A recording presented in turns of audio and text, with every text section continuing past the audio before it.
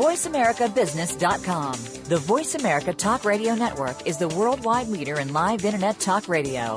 Visit voiceamerica.com. The views and ideas expressed on the following program are strictly those of the host or guests and do not necessarily reflect the views and ideas held by the Voice America Talk Radio Network, its staff, and management.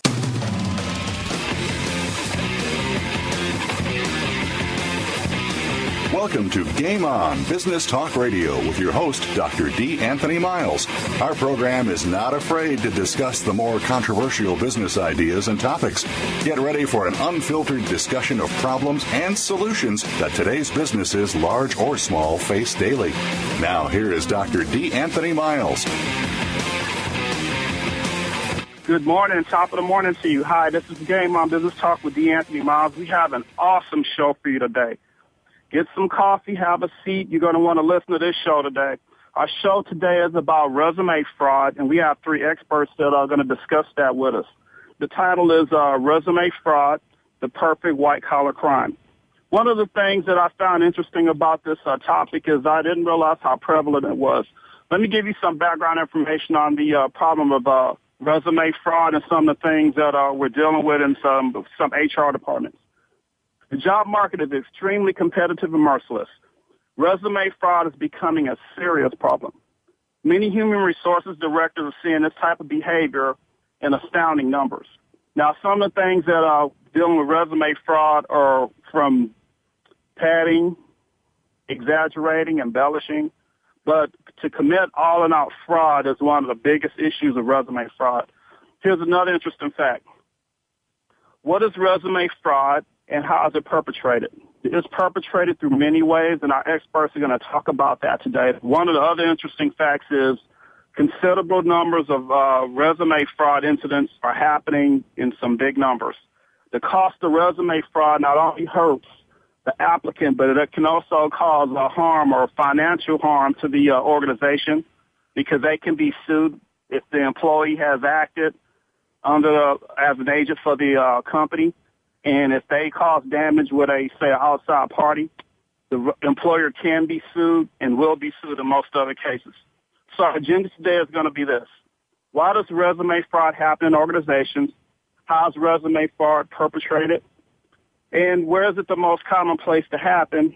And how can firms protect themselves against resume fraud? So what we're going to talk about today is some really interesting facts on this. Now, pay attention to this. Resume fraud is actually on the rise, according to many experts. Resume fraud in particular is almost quite common as the resume. I find that very fascinating. Applicants anxious to work and convinced they're right for the job may misrepresent or conceal some of the information to enhance their chances for a hire or for employment. Employers sometimes miss this because you have the other issue of omission. If somebody fails to put on a resume, that's also somewhat of a misrepresentation of their credentials and also can be considered a form of resume fraud. An example of omission, you were convicted for a crime, a felony.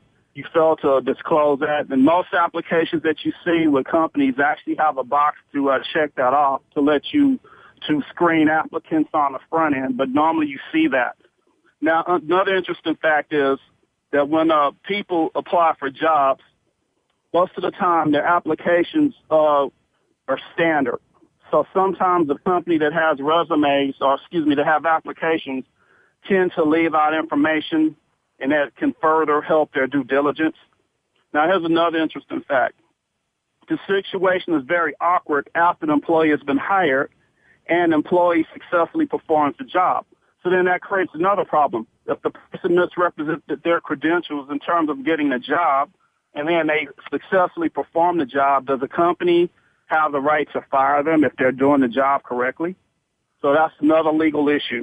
Now, with respect to resume fraud, employers can sought to defend decisions, and in terms of discharging employees, we have other issues in terms of, okay, you hired this employee, and they're actually doing the job, and they're doing the job successfully. And then when you do terminate the employee actually has a legal right to litigate against you because you terminated them You said when you've hired this employee, you've conducted your due diligence.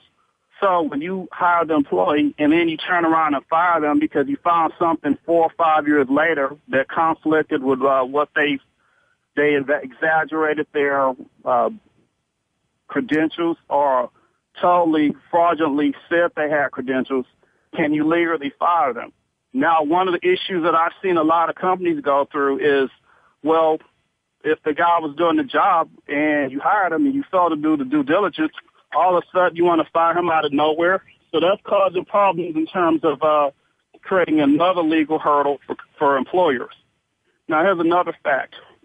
So the situation can become awkward after an employee has been hired under fraudulent pretenses. An employee can successfully perform the job.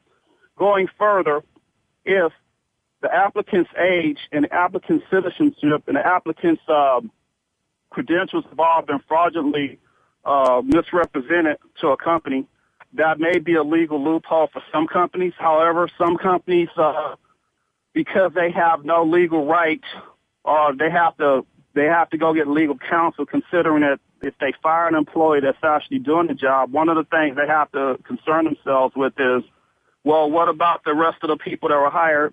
And this employee, they disclose what they know about another company or another employee that was also hired under fraudulent circumstances and also cause other legal problems for an employer. So that's a big issue. Now, here's another interesting fact. It's an article that I pulled up for our show today. One of the articles that I pulled up was from a magazine called Compensation and Benefits for a Law Office. And this is a really interesting article that I pulled up for the show. A recent media report detailed the exploits of Gregory Hahn, an associate at a Washington, D.C. office in the office of Braswell and Giuliani. He was accused of falsifying his resume and altering his law school transcript in order to get a job with the law firm. According to the article, in a recent report in Legal Times, Hahn, a graduate of American University's Washington College of Law, allegedly altered 12 grades on his transcript, raised his GPA from 3.12 to 3.59. He also claimed he received academic achievement scholarship and a legal writing award that he had not won. So that's the issue, according to some experts, falsifying awards, falsifying credentials in terms of academic achievement. So this individual actually was successful in falsifying his GPA. I've never seen that before. Now, the article goes on further and says he listed himself as co-chairman of American Bar Association Group when he had merely assisted coordinating the group's activities. The article goes on further to say he claimed he was a program director of a D.C. bar committee when he was only a member of the group. And lastly, the article finally states that he falsely represented he was an articles editor on the AU Law Review when he was just a senior editor. Hahn is now facing prosecution and disciplinary action. So one of the things that we're dealing with is all-in-all fraud in terms of resume. And you find out that resume fraud actually has different categories, which I didn't know. Resume fraud can be embellishing, padding, fudging, and obviously all-in-all fraud. Now, here's another example. On May 3rd, this is an article that came out of HR Focus. On May 3rd, a New York hedge fund activist was thwarted in his effort to gain a seat on Yahoo's board and released a media report asserting that Yahoo's new chief executive officer, his resume was overstated in terms of his academic credentials. Furthermore, in the article, following a rapid-fire independent investigation, the CEO who moved into a job in January after a successful stint heading eBay, he resigned, as did the board member who led the committee search that selected him. Now, the article goes on further to say, while the CEO was allowed to keep some of the $7 million salary in cash and stock that was awarded to him when he joined the company, he faced Securities and Exchange Commission investigating the company's annual report with the false information about his credentials. Now, this is one of the cases where the damage has hurt the company, And it goes on further to say in the article that the damage concerning the matter resulted in his resignation and its effect on the value of Yahoo stock, which traded at $50.57 a share before the scandal broke.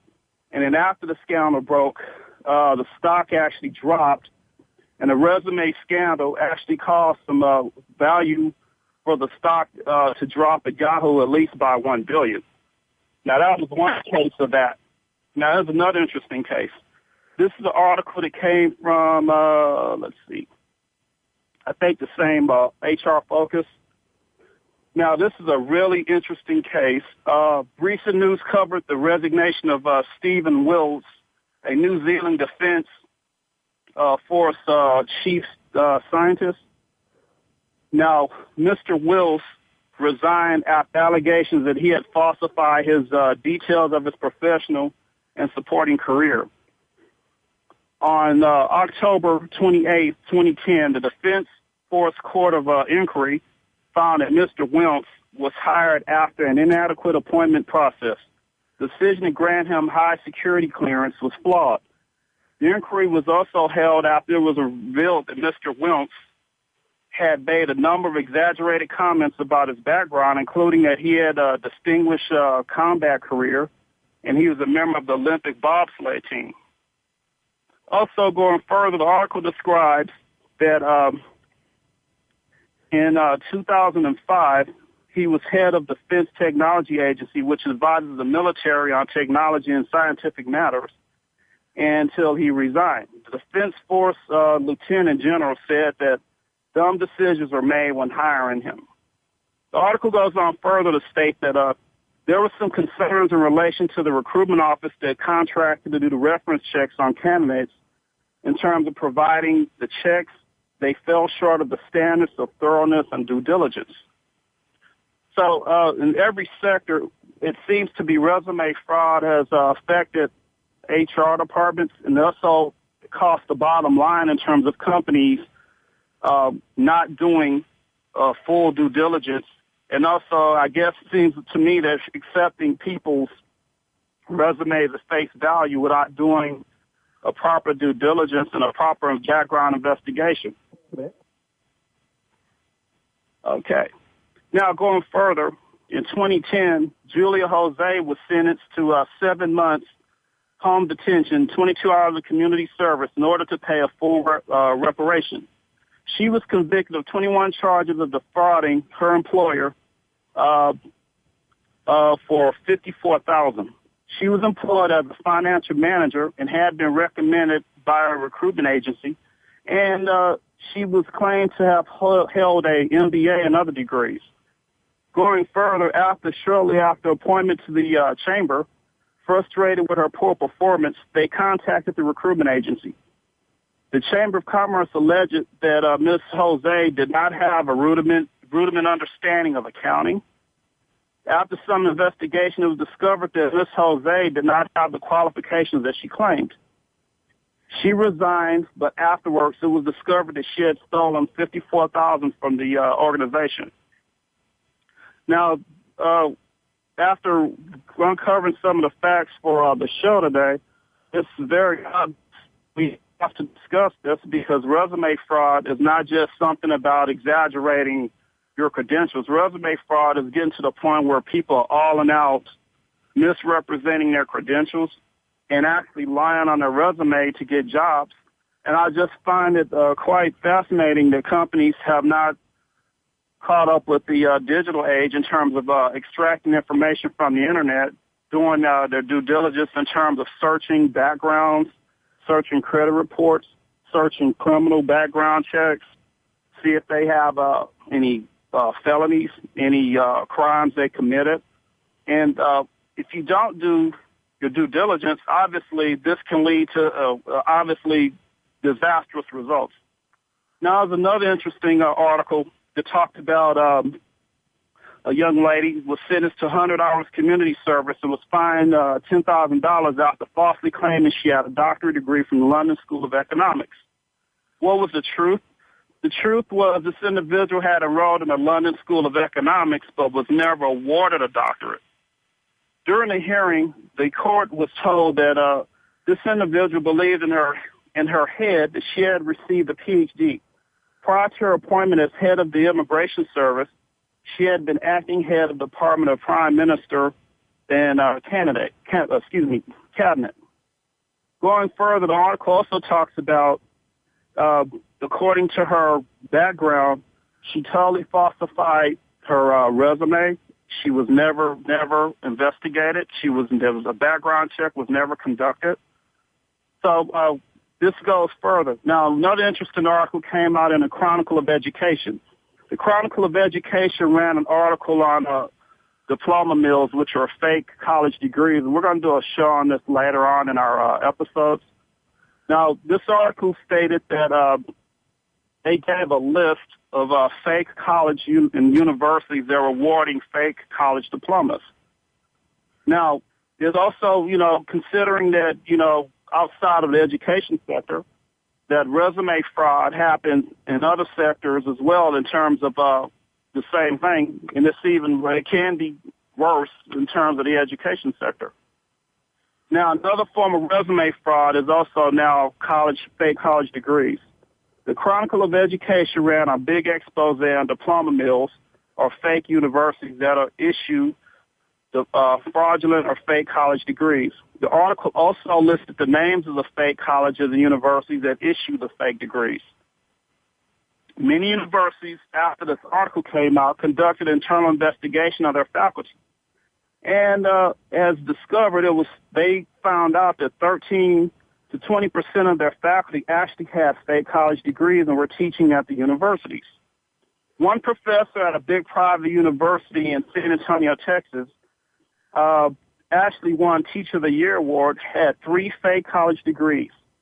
Obviously, the university was embarrassed, so the university quietly fired the professor, removed his name from their website, literature, and all the credentials that he had in his catalog that he was listed. So that's pretty interesting, considering that now we have the other issue of resume fraud. Now we have the issue of fake college degrees and diplomas. And that's even more serious because, one, we have unqualified people teaching students at colleges and universities based on fraudulent qualifications.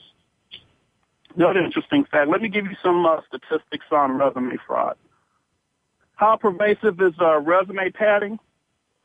According to a report, 43.7% of resumes received in the legal services industry received a hit for misleading information relating to past employment. Another statistic, a recent report from the ADP Screening and Selection Services found that 44% of applicants lied about their work histories, 41% lied about their education credentials, 23% falsified credentials or licenses. In another report, a 2009 survey reported that 45% of resumes showed discrepancies in employment, education history, and this number was 5% higher than it was in 2007.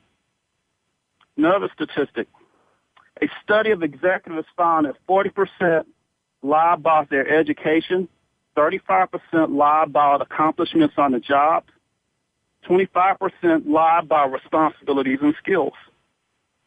Another statistic. What's even more alarming is this particular survey.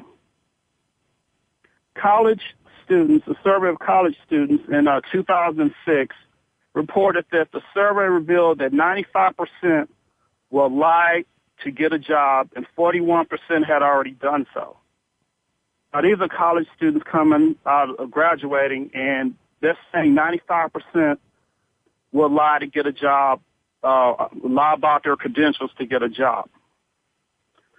Lastly, J. Michael Worthington Jr., co-founder of the Vermont-based ResumeDoctor.com, which specializes in helping job seekers create resumes, he told the BNA that a 6-month review of thousands of resumes submitted to the firm showed that about 40% of the job applicants turned in resumes with major inaccuracies.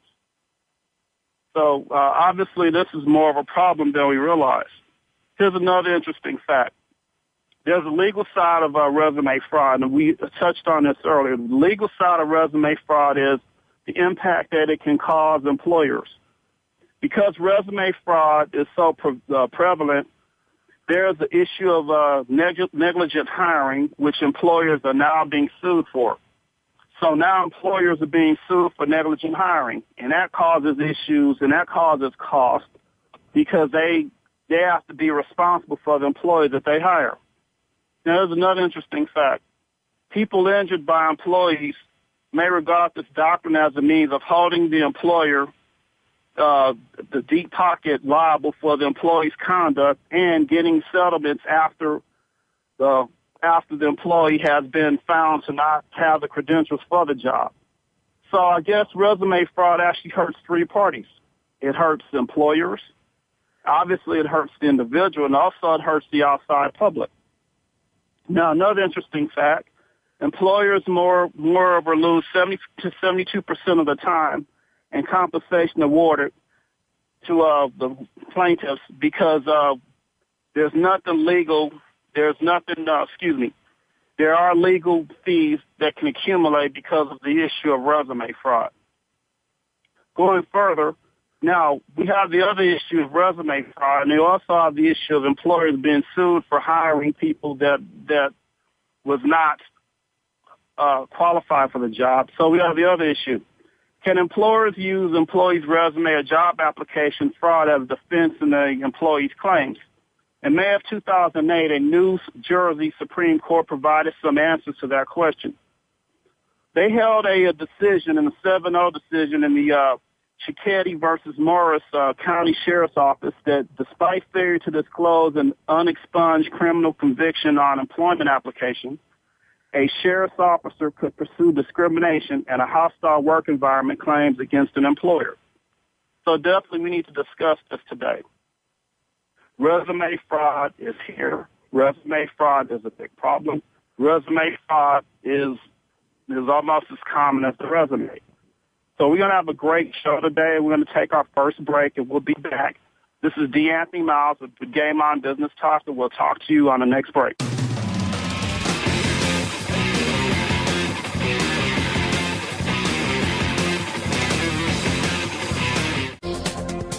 The business community's first choice in Internet Talk Radio. Voice America Business Network. How can we Americans realize our dreams to earn a living? How can you pursue your dream and make money as an owner or an employee? Learn how at The American Business Person, the online weekly radio talk show hosted by Rich Killian. Today's business leaders share how to succeed and what fails. If you own a new or established business or ever hope to, you must tune in. Join us every Wednesday at 3 p.m. Eastern Time, 2 p.m. Central, and noon Pacific on the Voice America Business Channel, or listen on demand to our archived shows. Today, enterprise technology is both strategic and global. Each week on CIO Talk Radio, IT thought leaders from around the world share their experiences with listeners as they discuss with Sanjog Aul how they are trimming costs and partnering with business to innovate and help IT become more competitive. This means better care for customers and improves the corporate bottom line. If you want to keep up with IT thought leadership, listen to CIO Talk Radio with Sanjog Aul every Wednesday at 7 a.m. Pacific Time, 10 a.m. Eastern Time on the Voice America Business Channel, the bottom line in business talk. We're always talking business. Talk to an expert. Call now toll free 866-472-5790. That's 866-472-5790. Voice America Business Network.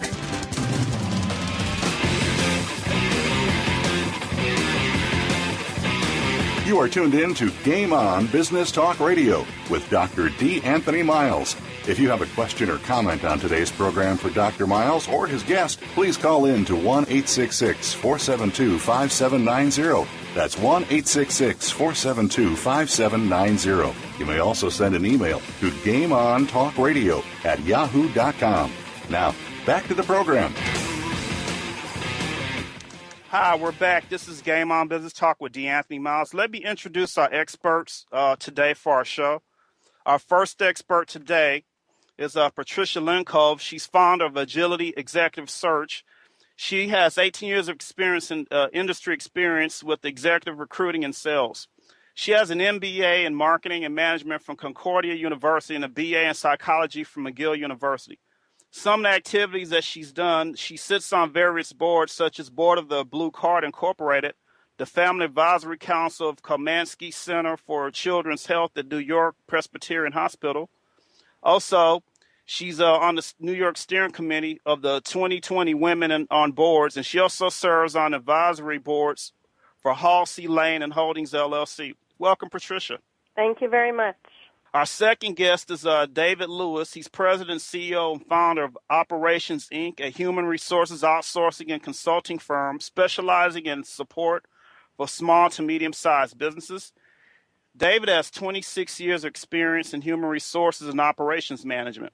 Some of the activities that he's done is he's worked on leading firms including Merck, Medco, and Computer Associates. He's also recognized as a subject matter expert in the field of human resources. David is also president and CEO of allcountyjobs.com, a leading job board network with 29 boards covering the East Coast. David, welcome. Thank you. Thanks for having me. All right. Our last guest is Dr. Karissa Thacker. She's president of Strategic Performance Solutions Incorporated. She is a workplace psychologist and executive coach. She works extensively in the areas of executive assessment and leadership team development. Dr. Thacker has consulted with companies across diverse sectors of the economy. Some of her clients include UPS, Ford Motor Company, Best Buy Corporation. She also is an adjunct professor at the University of Delaware. Her education background is she has a doctorate in clinical psychology from Spalding University, an MA in clinical psychology from Austin Peay State University, and she has a BS in biology and psychology from Union University. Some of her publication and research is she's published in various articles. Her latest article was published in the Harvard Business Review blog, and is entitled Your Team Needs an Intervention. Her research work on social loafing was a featured story in ABC's 2020. She is regularly featured in the national media outlets such as New York Times and CBS Market Watch. I want to welcome our last guest, Dr. Karissa Thacker. Thank you, and that's all true. Is that all true?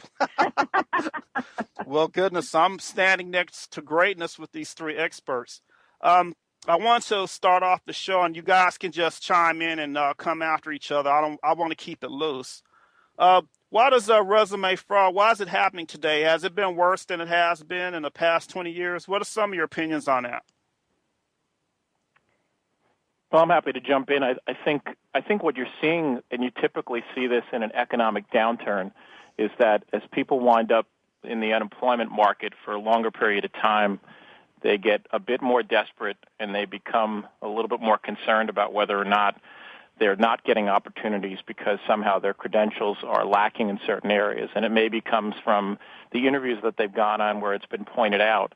So in an effort to ensure that they find a job and subsequently start collecting a paycheck, they start fudging things. And it's a trap that they fall into that results in doing a little bit more and a little bit more, and before you know it, the resume that you're handing out is not representative of the person you are or the background that you have. And I agree. I think there is an uptick in an economic downturn, but we're talking about human nature.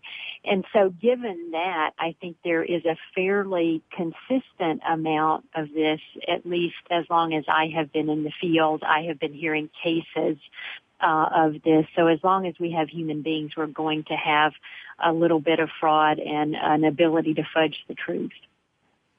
Okay. Dr. Thacker? Yes. I'm sorry. Who was the last person speaking? It's Patricia. I agree. Patricia. I think that, it is human nature, and I also think that it happens as there are less jobs and more people vying for the same positions. People tend to start to perhaps exaggerate. I mean, there's different degrees of, resume deception, to use a gentle term, but, with less jobs around and more people vying for the same jobs, people tend to start to cut corners and do things that perhaps happen more often when the economy is in a down cycle. I hear what you're saying, all of you, and I think what concerns me is this accepted behavior, resume fraud? Is this something that we kind of overlook? Say padding your resume or embellishing it, is that a form of resume fraud in your opinion? Mr. David, what do you think? I think it is. I think there's a fine line out there, though. In 2013, there are so many different means of getting advice and direction on how to execute your job search. There's industries built around it in the form of coaches. There's tons of information on the internet, and a lot of it, the people who provide that information in the blogs and in the books, and even the coaches themselves, talk about catering your resume to the job that you're applying for. And the fine line is where you're emphasizing certain aspects of things you've done in your background that make it seem as if you have more experience or extensive experience even in certain areas in order to match what the client is looking for or the employer is looking for, versus where you're providing something that's an accurate or an inaccurate representation of your skill set. And I think that it's a tough world out there for a job seeker to begin with to understand if they're going to go in through the front door and they're not going to get in through a referral or through somebody that they know. Getting in through the front door is the toughest exercise of all job searches. So if you've got to do something to open that door up, a lot of times it's that fine line between emphasizing aspects of your background and where you cross the line into a category of fraud, I think, is subject to interpretation. And I think that's very accurate because people tend to either by nature undersell or oversell themselves. And the coaches that you were just referencing, I think, typically their mission is to help people emphasize aspects of their background that are most relevant, as you said. But there is just a reality to, if you want to get a job, you need to make yourself look good.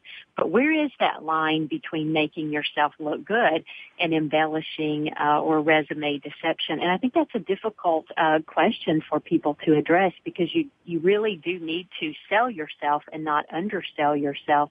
And there are a fair amount of people that really struggle with underselling themselves as well. I also think the line for me as a recruiter gets drawn. For example, if you put a credential down, like you have a degree when you don't, or you went to, you say you graduated from the university or the college and you didn't, that is a non-starter. Last week I was interviewing somebody, and they had a 2-page resume, and there were a couple little stints that they mentioned in the interview, and I said, well, why aren't these on the resume? And they said, well, I wanted to fit it into 2 pages. So is that really criminal? No. Is it not right? Yes. Is it at the level of saying you have a degree when you don't? I don't think so. So that's sort of a little bit less in terms of, fraudulent or misrepresentation than actually saying I have a bachelor's degree when I don't. And I think a lot of it comes down to the nuance of how you execute the whole process of putting together sort of this facsimile of a resume versus the actual true representation of it. And I agree. I mean, there are certain things that completely cross the line and are going to get you in a lot of trouble. Things that would typically come up in any type of a formalized background check, such as verification of education, even verification of title. And as crazy as it sounds, it's almost to a lesser extent the dates of employment. I think employers tend to be willing to allow someone to say they were there a few months earlier or a few months later than they were. But, again, I think a lot of what goes on out there with job seekers these days is trying to figure out how to be the square peg that fits into the square hole. And we've gotten to the point, especially in the last 3-4 years, with the competitive nature of the market, where the list of things that employer was looking for used to have 9 things on it, and today, or at least in the last year or two, it had as many as 30. And if you weren't to have all 30 things checked off, you weren't going to get an interview. So I think we bred a lot of this in the course of the last several years. And, now I think the candidates who've chosen to cross that line and push it even further and really come to the point where their resume is a total misrepresentation of who they are, to some extent is getting their just desserts for crossing those lines. That's fascinating. I want to ask you guys, Where have you seen the biggest, incidence of resume fraud? Is it industry specific? Is it industry sectors that experience it more, or is it just across the board, in your opinion? I would say across the board, and also at all levels. You alluded to the story of the Yahoo CEO, Scott Thompson, who famously said he had a degree in computer science and accounting when he only had a degree in accounting. So that was, at the highest level in corporate America. So it goes up and down the food chain, so to speak, and I think across all industries, unfortunately. Yeah, I would agree. I think we see it doing recruiting for our client base. We see it at every single level. And, again, it typically comes less so, I think, in the form of the sort of the egregious acts of misrepresenting one's education or actually having, a job in a place where they never really worked or even at a title level that they didn't really have. It's more so the subtle stuff, and that comes down to what you're doing in pre-hire testing, what you're doing in interviewing, even to some extent if you're using an employment application to collect information so you can hold people more accountable by virtue of the release that's in the application. I think those are all things that, are sort of changing the landscape right now. I agree that it is at all levels and across every industry sector. The other interesting discussions that I've been having with clients lately are around those situations that are more nuanced. So let's say you hire someone and they claim that they achieved something at a company and later you find out that they did not. Well, they're performing, okay? And so what do you do with that?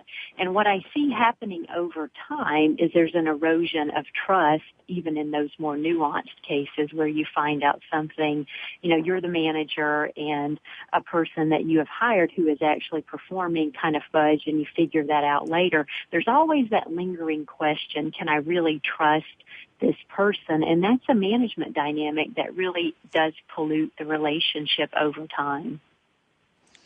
Interesting. I had a question for you. Does the HR department have a responsibility, and this is probably a two-part question, do they have responsibility to check the people that are currently there, check their credentials for resume fraud? And also, do they have responsibility to check the employees that are coming in? What do you think about that? I'll answer the employees that are coming in.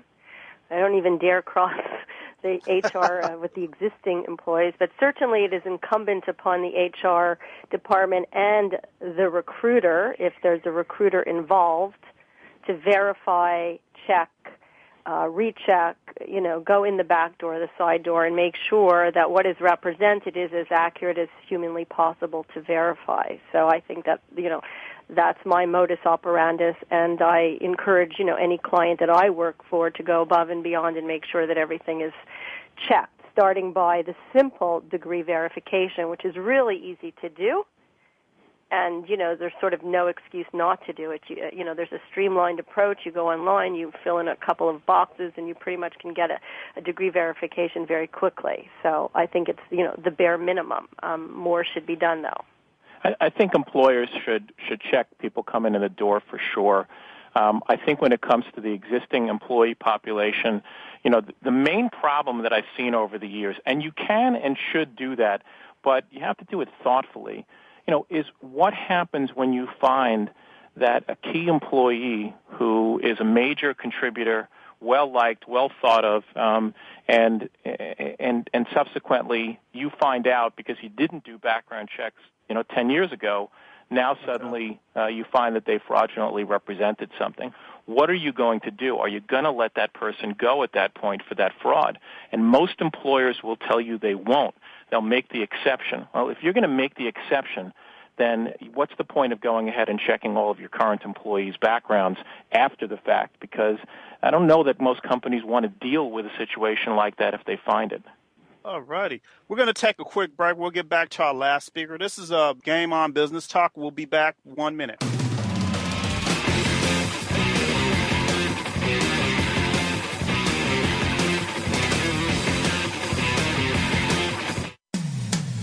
When it comes to business, you'll find the experts here. Voice America Business Network.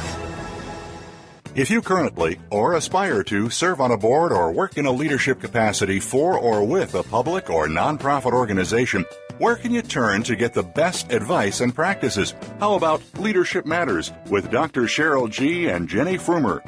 Our program discusses challenges facing both public and nonprofit leaders. Don't miss these practical solutions and tips to enhance your leadership style and effectiveness. Leadership Matters with Dr. Cheryl G. and Jenny Frumer airs live Wednesdays at 2 p.m. Pacific, 5 p.m. Eastern on the Voice America Business Channel. Are you feeling slammed and suckered in today's stock market?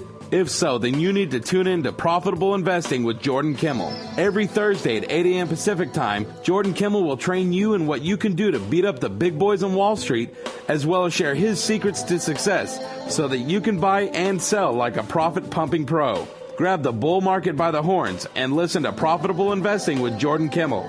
Every Thursday at 8 a.m. Pacific Time, right here on the Bottom Line in Business Talk, Voice America Business. We're always talking business. Talk to an expert. Call now, toll free, 866-472-5790. That's 866-472-5790. Voice America Business Network.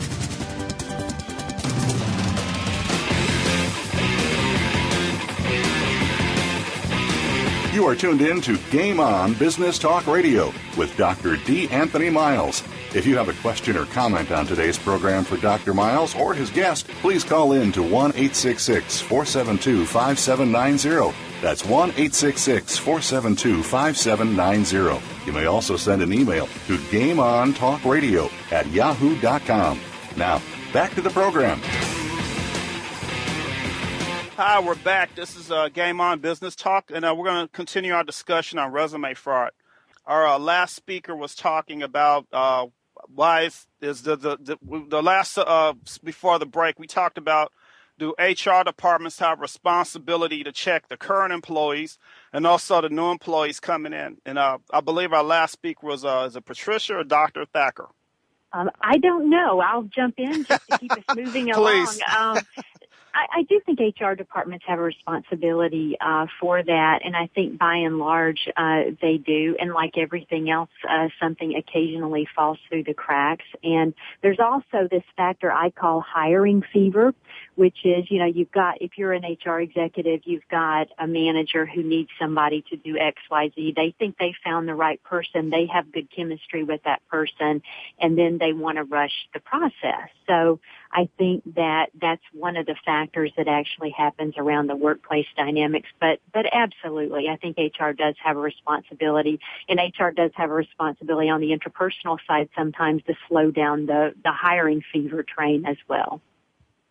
Oh, that's fascinating. I know we were talking on a break, and I believe David mentioned this. David, can you elaborate more on what you've seen in terms of, you said you saw fraudulent behavior from HR directors. Can you elaborate on that more? Sure. So I have what's now a 40-person HR outsourcing and consulting firm, and to get to that size, we've interviewed quite a few of the HR professionals in the New York, Connecticut metro area over the years.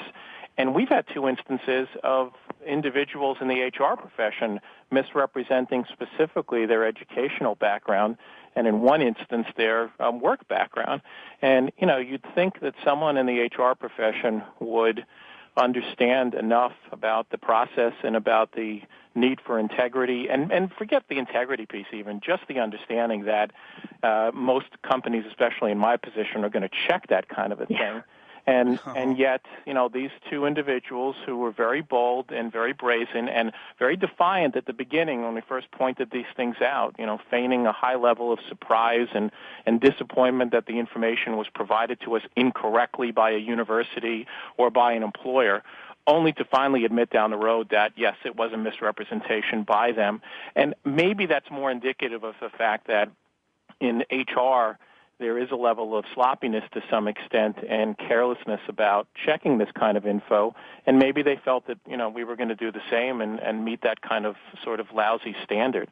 So it doesn't surprise me that this happens. I mean, I've seen studies that suggest the number of resumes out there that have some level of misrepresentation, however you define that, is upwards of 60%. And those are some pretty significant numbers from reputable organizations who've done that. It tells you a lot about how people, I think, view sort of the whole job search process of trying to figure out any angle and any way to push that limit and get themselves in the door. Yeah. Well, and I think it's particularly interesting in this latest downturn because a lot of people who are in the middle management layers have lost positions, and so they, over the years, have contributed to a lot of different initiatives. And so, for example, if you're going to launch a new kind of Cheerios, that requires multiple teams working on that. Well, on your resume, do you take the credit for that? And how do you do that when, there were 10 teams working on that? And how clearly do you put on the resume what you contributed versus the outcome? Because most recruiters are looking for, hey, what can this person come in and hit the ground running and do? I'll give you another twist. I've seen people who've misrepresented their backgrounds in the last several years in particular in the other direction. We think of misrepresentation and or fraud as having people overstate what they are really have done. But you've got people out there who had reached a director or VP level position, found themselves only able to find staff level positions in the job market, but are being eliminated because they're concerned that the person's a flight risk.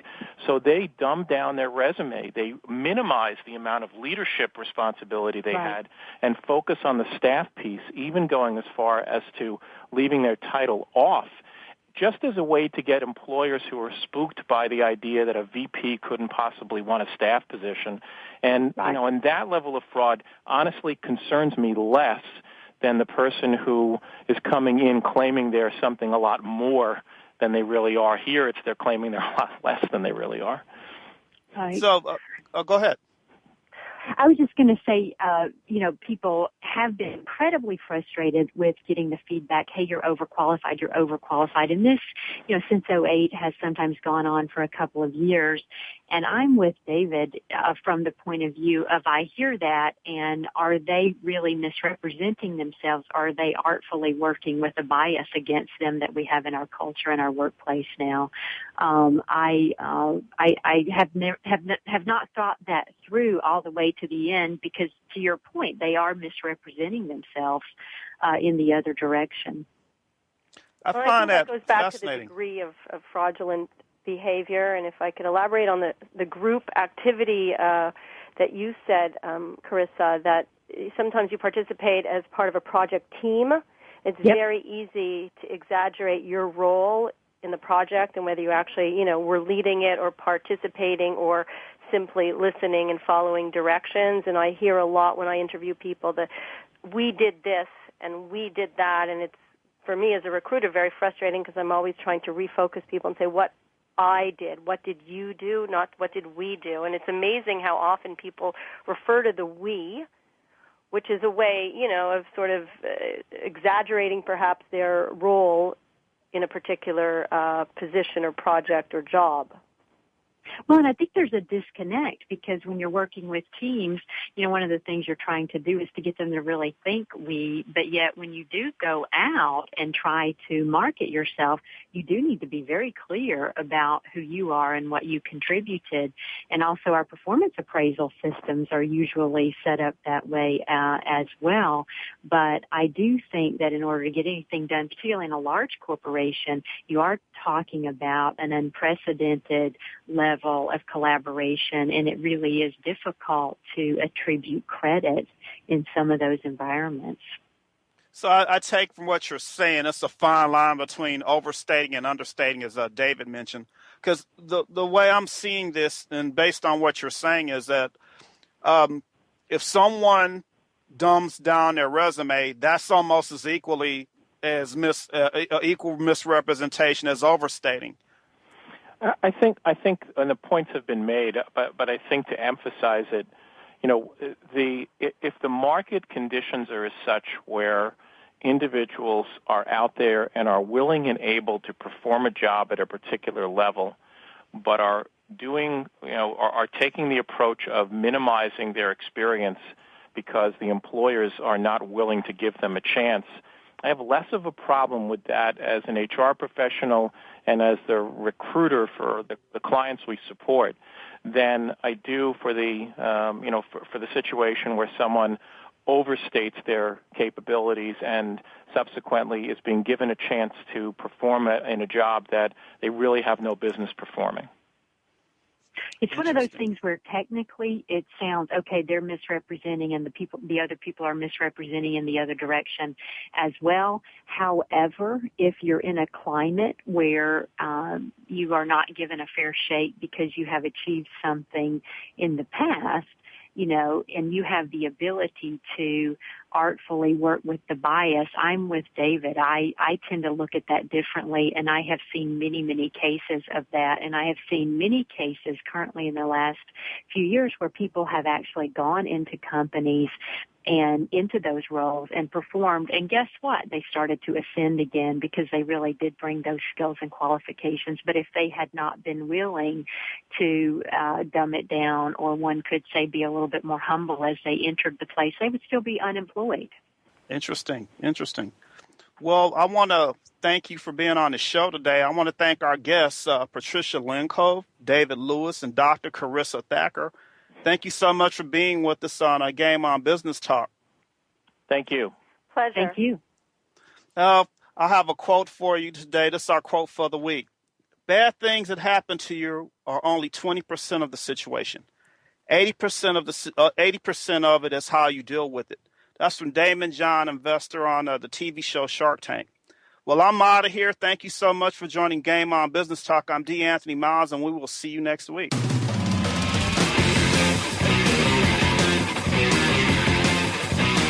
Thank you again for listening to Game On Business Talk Radio. Please join your host, Dr. D. Anthony Miles, again next Wednesday at 9 a.m. Pacific Time and 12 noon Eastern Time on the Voice America Business Channel. We'll engage in more unique and exciting discussion topics then.